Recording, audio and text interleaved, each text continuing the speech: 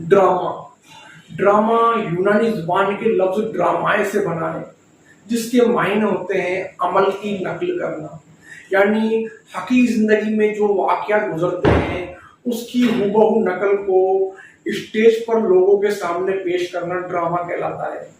ड्रामे की शुरुआत हिंदुस्तान में उर्दू अदब में सबसे पहले पुर्तगालियों ने की। उर्दू का पहला ड्रामा अमानत लखनवी की इंद्र सभा है।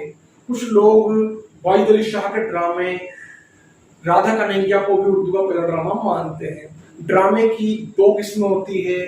पहला अलमिया ड्रामा, जिसे हम कहते हैं ट्रेजिडी, जो संजीदा होता है, गंभीर होता है। दूसरा तरबिया ड्रामा, जो कॉमेडी होता है। ड्रामे की चार अज्जाए तरकीबें होती है।